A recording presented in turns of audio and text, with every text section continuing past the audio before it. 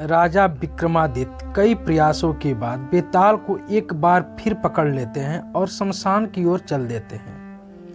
हर बार की तरह इस बार भी बेताल नई कहानी सुनाना शुरू करता है। बेताल कहता है, बहुत समय पहले की बात है। एक राज्य पर मांडलिक नामक राजा का शासन था। उसकी एक सुंदर पत्नी और लड़की थी।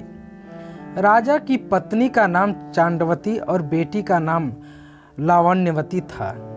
जब लावण्यवती बड़ी हुई और उसके विवाह का समय हुआ तो राजा मांडलिक के करीबियों ने चुपके से उसका राज हड़प लिया और राजा को उसके परिवार के साथ राज्य से बाहर कर दिया।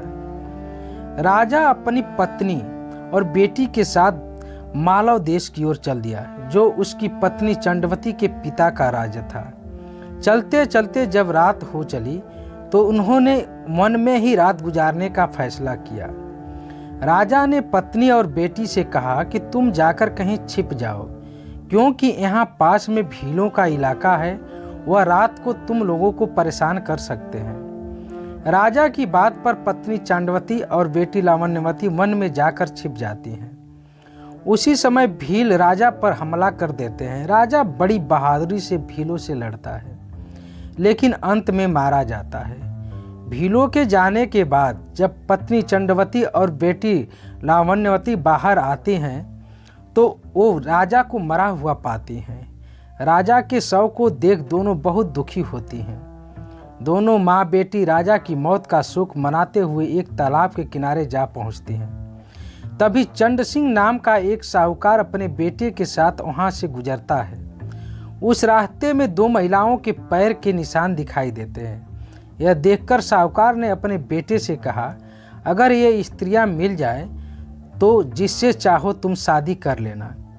पिता की यह बात सुनकर बेटा कहता है, पिताजी, छोटे पैर वाली उम्र में भी कम होगी, इसलिए मैं छोटे पैर वाली से ही शादी करूंगा। आप बड़े पैर वाली से शादी कर लेना।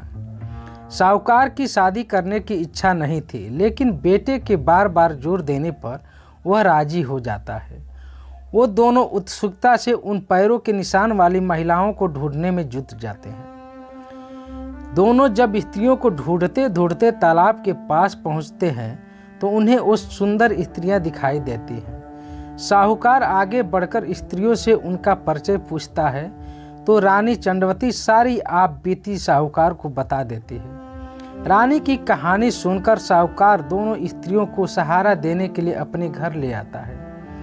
संयोग से रानी चंडवती के पैर छोटे और बेटी लावण्यवती के पैर बड़े थे, इसलिए साहूकार का बेटा रानी चंडवती से और साहूकार बेटी लावण्यवती से शादी कर लेता है। उन दोनों की आगे चलकर कई संतानें पैदा होती हैं। बेताल पूछता है, बता विक्रम, अब इन दोनों की संतानों का आपस में रिश्ता क्या होगा? इस सवाल से विक्रम भी सोच में पड़ जाता है। लाख सोचने के बाद भी उसे सही जवाब नहीं सूझता है, इसलिए वह चुपचाप आगे बढ़ता रहता है। ये देखकर बेताल कहता है, राजन, अगर तुम्हें इसका जवाब नहीं पता तो परेशान होने की जरूरत नहीं है। मैं तुम्हारे पराक्रम धीरज से बहुत खुश हूँ। मैं इस मुर्दे से निकल जाता हूँ और तुम इस मुर्दे को अपने वादे के अनुसार योगी के पास ले जा सकते हो।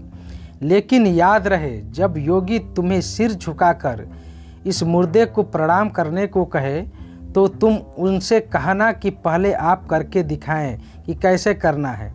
जब योगी सिर झुकाए तो तभी अपनी तलवार से उसका सिर काट लेना। उसका सिर काटकर तुम पूरी पृथ्वी के चक्रवर्ती सम्राट बन जाओगे। वहीं अगर तुमने उसका सिर नहीं काटा तो योगी तुम्हारी बलि दे देगा और सिद्धि प्राप्त कर लेगा। इतना कहते ही बेताल ने मुर्दे का शरीर छोड़ दिया और राजा विक्रम मुर्दे को लेकर योगी के पास पहुंच जाते हैं। इस प्रकार रिश्ता क्या हुआ विक्रम और बेताल की एक अद्भुत कथा समाप्त होती है। कहानी से सीख, बिना तथ्य को जाने किसी भी फैसले को नहीं लेना चाहिए, इससे आगे चलकर परेशानी हो सकती है। साथियों, कहानी सुनने के लिए आप सबका धन्यवाद। अगर कहानी अच्छी लगी हो तो हमारे वीडियो को लाइक तथा शेयर करें और यूट्यूब चैनल PK चौहान @ 247 को सब्सक्राइब कर लें। धन्यवाद।